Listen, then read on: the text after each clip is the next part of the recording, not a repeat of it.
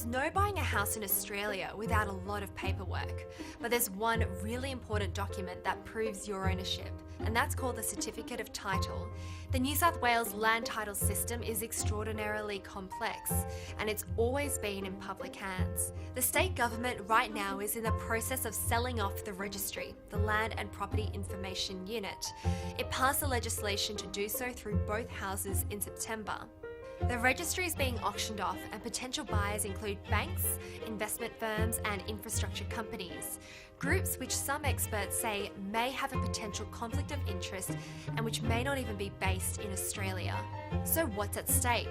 Well, when you've got a single document that proves your ownership and it's backed by a government guarantee, it's highly unlikely that you'll find yourself a victim of fraud. To understand why the sell-off is so important, we have to go back to the 19th century. Australia's land title system takes its name from Robert Torrens, the South Australian Premier during the mid-1800s. Imagine New South Wales as a massive jigsaw puzzle with about 4 million pieces. Well, the simple Torrens title system gives just one certificate for each piece. Before Torrens created the system, proving land ownership was complicated and there were a lot of legal fights. Now, the Torrens system has been adopted by many countries around the world because a stable land title system underpins a stable economy. So why is the government selling it? Well, the Treasurer says privatising it will mean faster processing times, new services, better business-to-business experience and greater investment in technology and innovation. But our land title system is already the envy of the world. It's efficient, it's innovative, and it actually brings in about $50 million a year.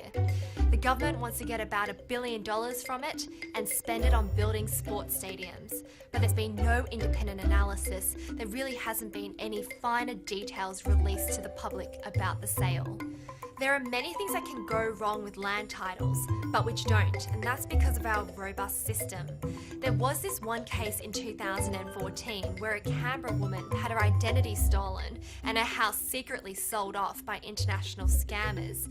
This is a really rare case in Australia, but experts are worried that cases like this could rise under a privatised system. And we're already seeing the impacts of a weakened land title system.